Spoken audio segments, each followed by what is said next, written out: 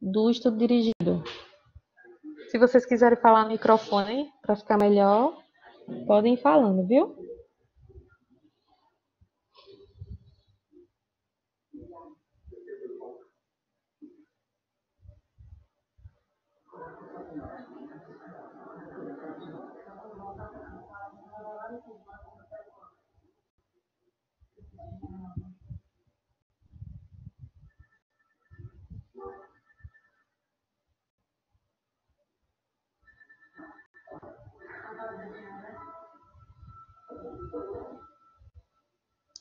Vamos lá, pessoal. O conceito de topografia está nas aulas, tá sim. Mas só para deixar claro para vocês, quando a gente fala em topografia, a gente está falando em forma, certo? Na forma do comportamento. Então, o meu comportamento, por exemplo, de falar com vocês, ele tem algumas variedades em relação à forma. Por exemplo, eu estou falando com vocês, digitando aqui no chat, eu falo com vocês pelo YouTube, eu falo com vocês pelo WhatsApp, eu falo com vocês pelo, como é que se diz? Pelo áudio, eu falo com vocês de diversas formas, mas o comportamento que está sendo analisado é o mesmo nesse contexto, que seria eu estar falando com vocês, entenderam? Então, topografia, no conceito de análise do comportamento, refere-se à forma. Então, quando a gente fala em mudanças, pronto. Não, tudo bem. É porque quando fala aqui descrição morfológica do comportamento, né? A gente pode entender também essa topografia como morfologia também, certo? Então, é justamente isso, a forma, né? O formato. Pronto. Qual é a topografia da resposta que o barqueiro emite repetidamente usando o remo? Então, vamos pensar no barqueiro, né? Deixa eu ver se eu coloco uma foto aqui. Barqueiro e remo.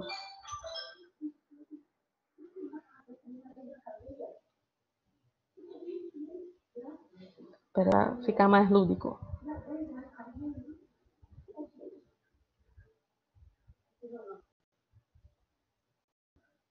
Dá para ver aí? A tela? Vamos lá.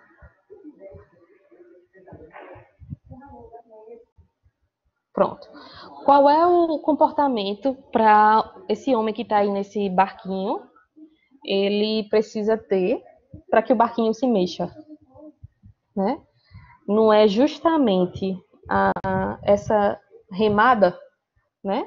Então, se a gente fosse dizer qual é a topografia, ou seja, a forma do comportamento ou da resposta que ele está emitindo repetidamente, a resposta é em relação à remada, né?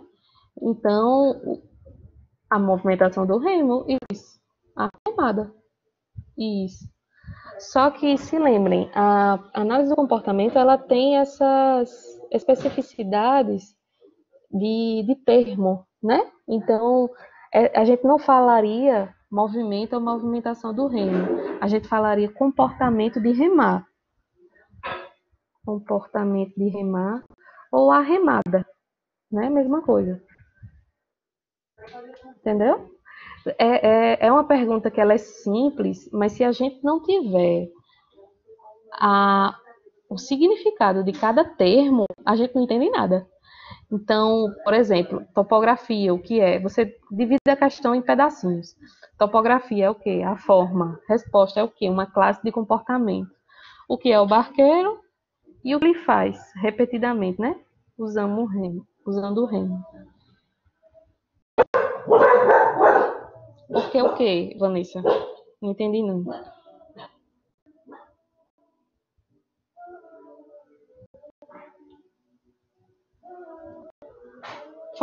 Fala. Ah, certo. Porque eu, Jaiana, se fosse corrigir uma prova dissertativa e você colocasse isso, eu consideraria. Porém, a nível de conhecimento mesmo, né, para vocês, já que as nossas questões de prova vão ser todas fechadinhas. Não é uma questão minha, né? A própria análise do comportamento, ela não diz que tudo é comportamento, e a questão, ela não está pedindo assim, qual é a topografia da resposta, né? Então, qual é o comportamento que ele está analisando aqui nessa questão? Não é justamente o sujeito é o barqueiro e o que, que ele está fazendo para na utilização do remo. Então, ele está tendo o comportamento de remar ou o comportamento de remada, né? A movimentação do remo é diferente do barqueiro que está remando. Veja se vocês conseguem entender aqui. Deixa eu ver se dá para usar um quadro. Dá. Ó. Comportamento de remar. Ele é diferente. Olha o meu X como tá bonito. Comportamento de remar. Movimentação do remo.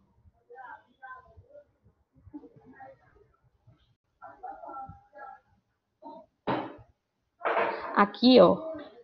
Aqui a gente só tá falando de remo. Aqui não tem ninguém mexendo no remo, vamos assim dizer. Aqui a gente não tá falando do comportamento do barqueiro. Aqui a gente fala do barqueiro. Entendeu? Aqui a gente está falando do barqueiro. Aí qual é a pergunta? A gente tem que voltar para a pergunta. Qual é a topografia? Deixa eu colocar aqui.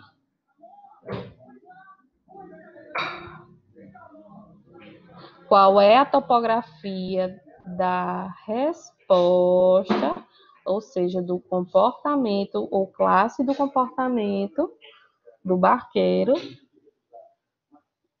que ele faz utilizando o remo?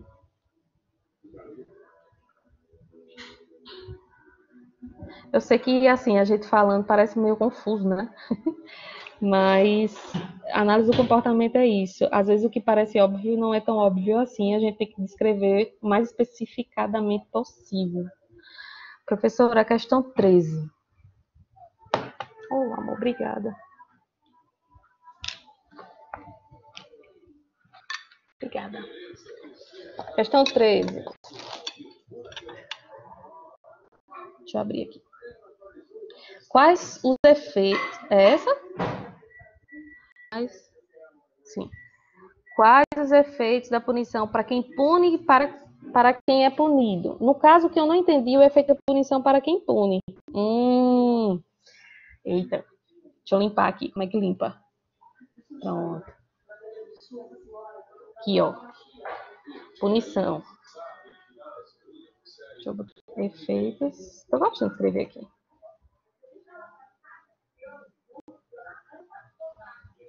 Vocês estão acompanhando? O povo que está caladinho aí, estão acompanhando? Diga sim aí. Muito bem. Muito bem, povo lindo. Maravilhoso. Vamos embora, vai dar tudo certo. Ó. Esse aqui vocês vão olhar assim e dizer, caramba. Vamos lá. O que acontece quando a gente está falando de punição?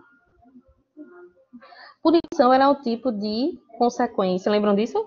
Tipo de consequência específica para diminuir o comportamento que a gente está considerando inadequado.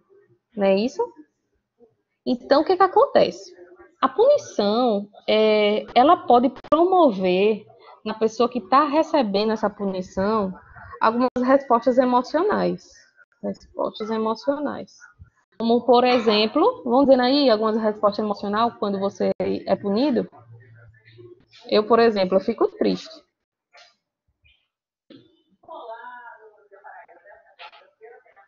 Angustiado, medo, raiva. Então aí, Eduardo, raiva, né? Então, essas respostas emocionais podem ser um dos efeitos da punição. O que pode acontecer mais na punição? Pode ter o aumento do comportamento inadequado. Ou seja, pode aumentar a taxa de comportamento, a taxa de resposta daquele comportamento inadequado.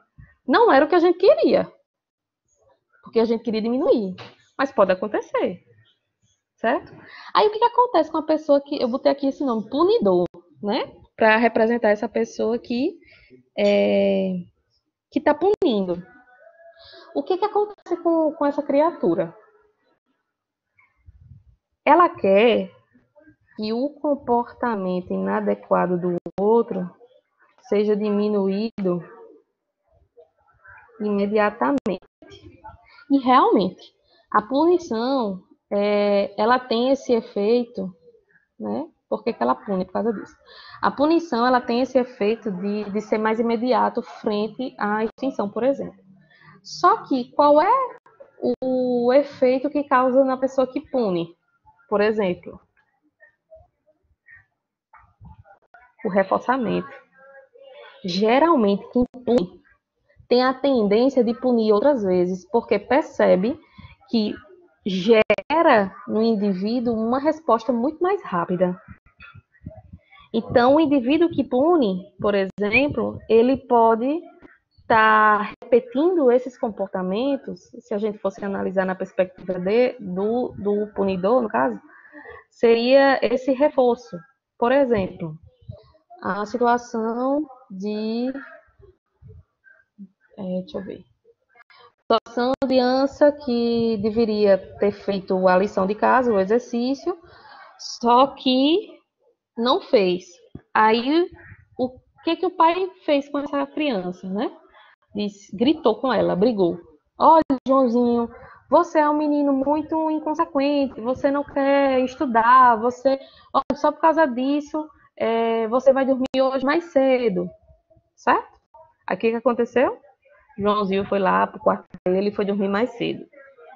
No outro dia, Joãozinho era uma pessoa muito, no senso comum, a gente diria que ele era teimoso ou traquinho. E aí ele de novo não fez atividade. Aí o pai dele viu que ontem, tipo, resolveu para ele diminuir aquele comportamento de Joãozinho que estava sendo inadequado, que no caso seria o de não fazer a tarefa, né? E ir para o quarto de novo. Então, todos os dias, ou dias após dia, o pai vai punindo o Joãozinho. O intuito do pai, né, que ele repete aquele comportamento, é que Joãozinho não fosse teimoso e ele fosse fazer a atividade, né?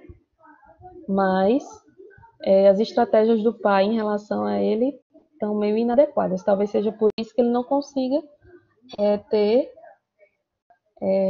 êxito, né? Então, essa pode ser um dos efeitos da punição, né, para a pessoa que está punindo. De alguma forma, para ele, está trazendo resultado, né, daquele comportamento inadequado. Diferentemente de extinção, né, que geralmente é a extinção que tem o mesmo objetivo, né, de diminuir esse comportamento inadequado, só que a tendência para a extinção, ela funcionar, ela é bem mais lenta, né, do que a punição. Então, esse é um dos possíveis efeitos, né? O que mais?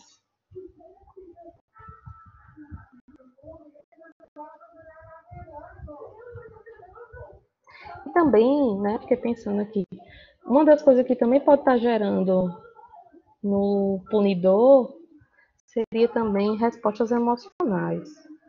Como assim, né? Pode gerar nele, por exemplo, satisfação, prazer. Eita, travou aqui. Pronto. Pode gerar satisfação, prazer, né? Em ficar gritando com outra pessoa. No caso, o efeito no punidor seria ele voltar a punir? Exatamente. Pode ser isso, sim. Pode ser resposta emocional nesse sentido, né? Dele se sentir bem em estar gritando com o outro. As últimas questões, 15, 16, 17, vai cair algo parecido? Porque eu tive um pouco de... Deixa eu ver. Não. Eita. É porque esse estudo dirigido eu tinha feito já envolvendo os assuntos da segunda unidade. Vai não, viu? Agora deixa eu ver aqui. Ó, na prova da gente, o que pode. Deixa eu abrir aqui para vocês. Foi importante? Isso, Vanessa. Possa ser da resposta imediata ou não. Laís, a sua observação foi ótima. Peraí que eu vou falar mais sobre isso. Calma, calma, vai dar tudo certo. Deixa eu abrir aqui o estudo dirigido. Vocês estão vendo? Esqueci, né?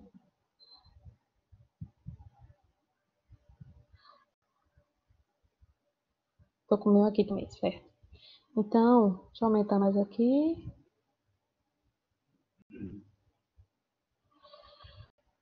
Parqueira.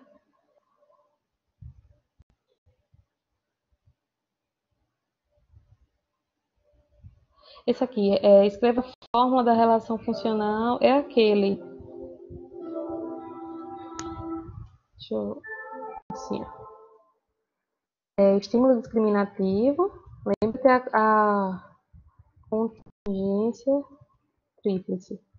Certo? A contingência tríplice, que é em relação ao quê? Contexto ou evento antecedente.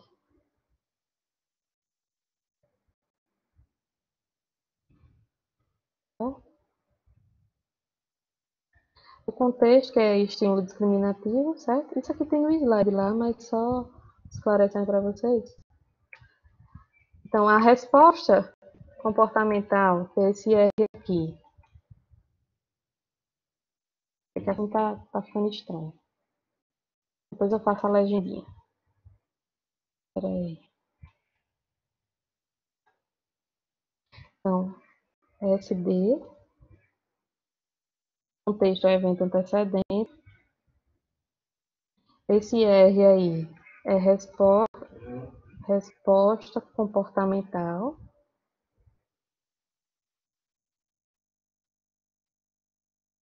Essa setinha ela produz. Esse C é igual a consequência. Vocês lembram disso?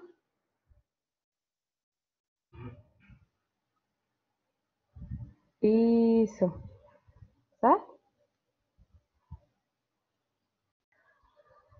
Então a fórmula é essa. Dê um significado para cada uma das incógnitas. Tá? Então, ou evento antecedente ou evento consequente. Eita. Vamos lá. Em uma relação funcional, professor, isso aqui, ó. Certo? Que tem, eu vou até colocar aqui, relação de dependência entre eventos ou comportamentos ambientais e ou comportamentais. Tá? Então pode ser com o outro ou com a gente. Em uma relação funcional, ou seja, nessa relação aqui que a gente está analisando, os valores de uma variável dependente são manipulados direta ou indiretamente. Aí aqui a gente precisa se lembrar o seguinte, aqui está falando da classificação das variáveis. Vocês lembram que as variáveis elas podem ser classificadas como dependente, independente e estranha? Então, quem a gente manipula diretamente é a variável independente, né? Porque ela é a causa. Então, a variável dependente, ela é manipulada indiretamente, porque ela é o efeito. Quem é a variável que manipula diretamente? a variável independente. Tá? Estão falando aí as dúvidas de vocês. Aproveito para responder, né? Miriam, já chego lá na 12. Minutinho. Por que as explicações em T de causa e efeito foram substituídas por relações funcionais? Essa daqui, de fato, eu não trouxe essa discussão aqui para vocês, mas é a seguinte. Skinner percebeu que não era somente a gente compreender que uma variável dependente ou independente, uma variável estranha, uma vai causando um efeito na outra.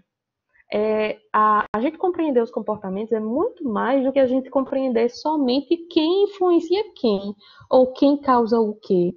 Então, a gente precisa entender qual é a função de cada uma dessas variáveis, certo? Qual é a função por que a variável independente ela existe, né? Como é que a variável dependente ela existe também? Como é que ela pode ser o efeito dessa independente? Qual é a função ou por que existem essas variáveis estranhas dentro de um contexto que podem estar atrapalhando o nosso processo de intervenção, por exemplo, tá? Então, eu vou, para não perder tempo da nossa aula de hoje, né? E faltam só 14 minutos para a gente encerrar. Depois eu escrevo um texto bonito para isso aqui, certo? Mas o sentido é esse. Skinner, ele verificou que não é somente fazer essa verificação de causa e efeito no laboratório que seria suficiente para a análise do comportamento utilizar esses conceitos. Mas ele entendeu que essas variáveis, elas causam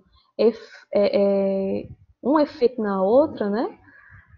Com base no funcionamento ou nas funções que cada variável vai estar exercendo sobre a outra.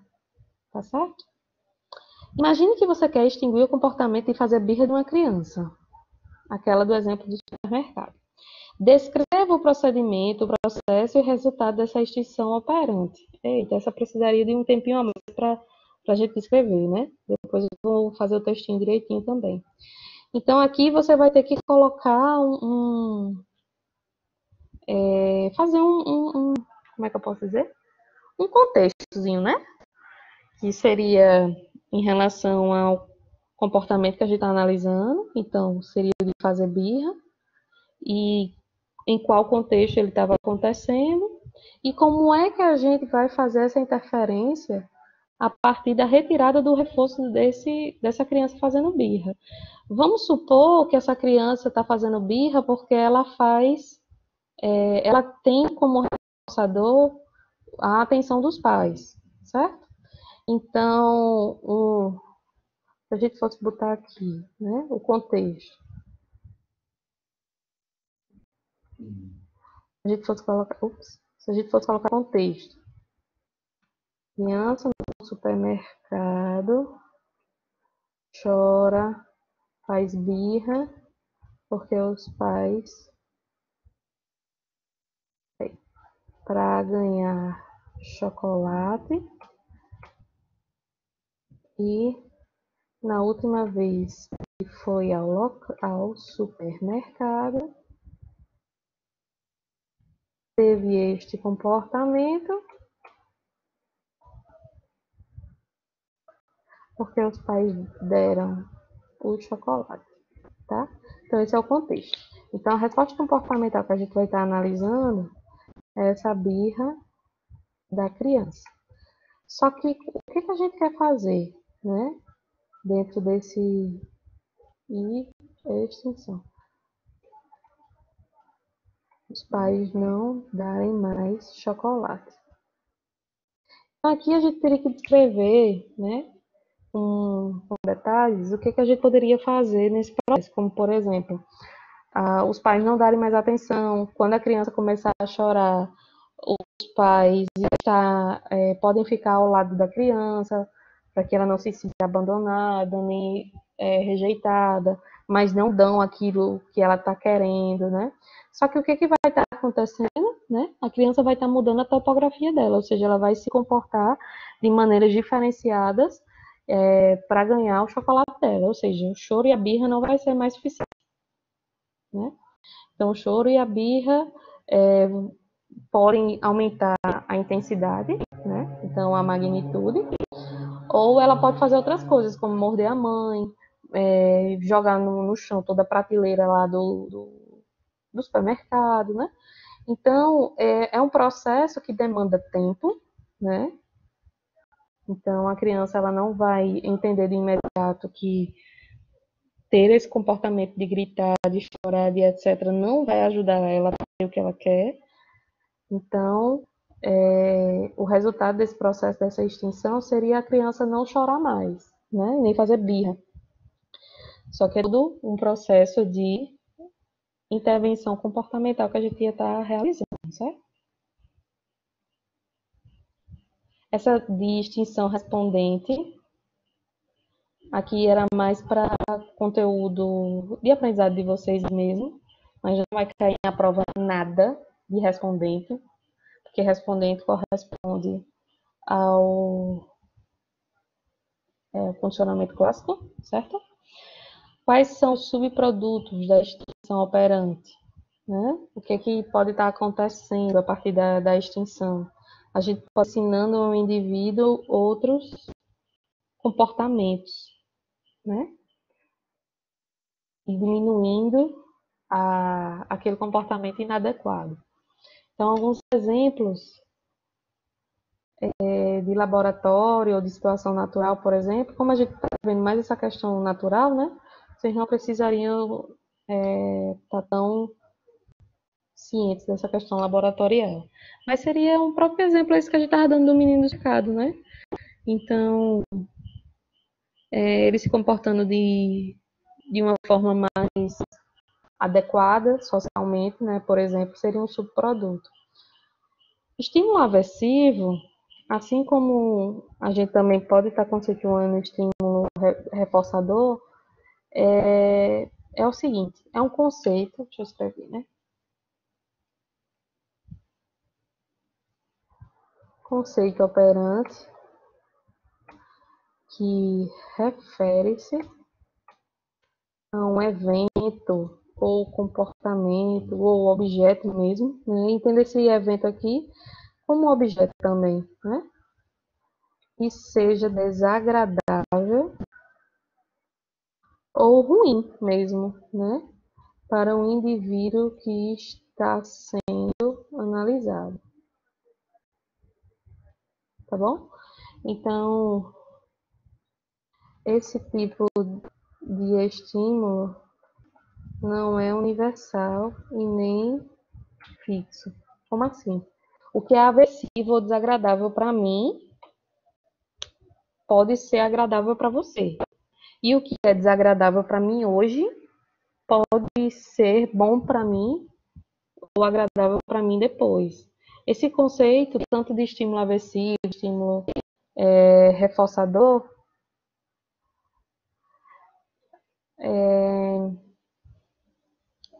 deixa eu fixar aqui meu pensamento, que eu estava lendo outra coisa. Depois eu respondo vocês aqui, certo? O estímulo aversivo, como o próprio nome já diz, né? Então, aquilo que é aversivo para mim. Então, pense em algo que para você não gosta. Por exemplo,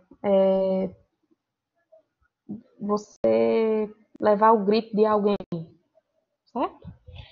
Então, ou sei lá, é isso. Você está fazendo alguma coisa que você considera certo, por exemplo, fazendo um trabalho, e chega alguém do seu lado e diz: Poxa vida, você não estuda nada, você é um burro. Né? Então, isso para você foi um estímulo aversivo, né? Já que para você isso é considerado algo ruim.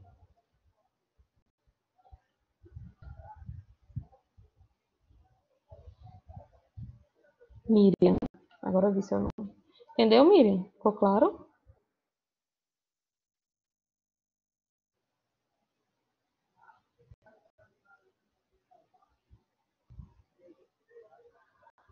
Deixa eu abrir aqui. Que travou. Só um minutinho, pessoal.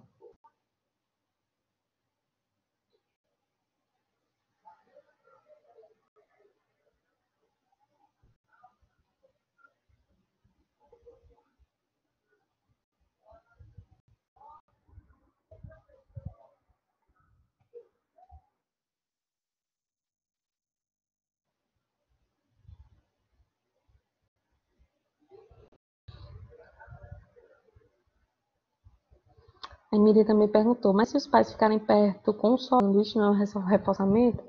Mas eu não falei que os pais iam estar perto consolando. Eu disse que eles iam ficar somente perto, né? Para não dar a impressão que a criança ela tá solta, sozinha, jogada. Entendeu? Então, mas se os pais ficarem realmente, tipo, a criança chorando, eles ficarem, oh, meu filho, fica assim, não sei o quê. Não é bom para você dar comer o chocolate ou o que você quiser. O papai sabe o que é melhor para você. Isso aí é um reforço, realmente. Reforço em relação ao processo atencional, certo? Então, é importante a gente, cadê? Entender isso. Como é que a gente vai estar fazendo essa extinção? Entendi.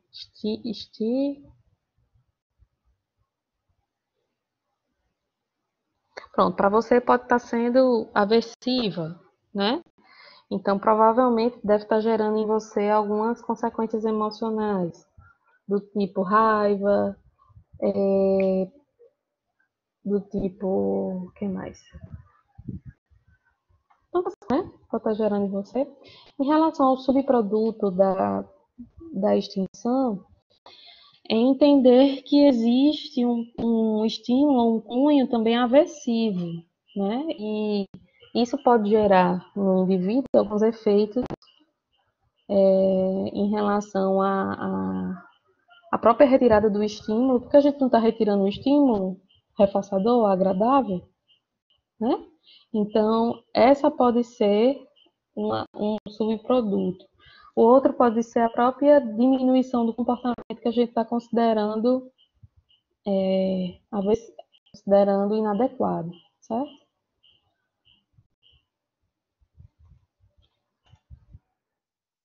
Diferença entre fuga e esquiva, ambas são mantidas. Gente, eu não vou escrever mais não, porque eu estou demorando demais para escrever. Ambas são mantidas por condicionamento negativo. A diferença é que o estímulo aversivo no, na fuga está presente no ambiente e na esquiva está em andamento. Não, tá, a gente está antecipando, perdão, quem está em andamento é a fuga. Tá? Então, na fuga, o estímulo aversivo está acontecendo, está presente, está em andamento, e na esquiva ainda não. Para a gente ter um comportamento de esquiva, geralmente a gente teve uma experiência de fuga primeiro, certo?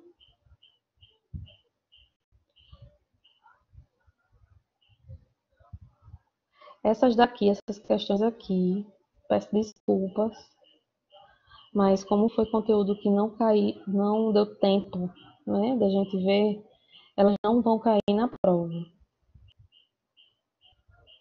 E essa daqui também não, certo? Mas falando em resistência à extinção, né, só pegando esse gancho dessa única expressão, a gente está falando dessa quantidade de comportamentos ou período de tempo que o indivíduo ele vai se comportar a partir do reforço, certo? E mais uma vez essas questões aqui elas não vão cair porque não deu tempo a gente ver nessa primeira unidade, certo? A 10 também não vai cair, deixa eu tirar essa. A 9 também não vai cair porque fala do processo de condicionamento clássico. Tá joia, meus amores? Não sei se a chamada aqui vai cair, porque falta um minutinho, né? Mas de toda forma, espero que vocês tenham aproveitado. Vou mandar esse gabarito, vou colocar aqui no Blackboard ainda hoje à noite. E eu mando uma mensagem para a Nicole, tá? Então amanhã entre direto, né? Chega um pouquinho antes, mas aí vocês vão entrar direto para fazer a prova. Vocês não vão estar conversando comigo não, tá bom? Então que Deus abençoe vocês, que vocês tenham bons estudos e uma boa noite de sono. Um beijo. Tchau, tchau e até amanhã.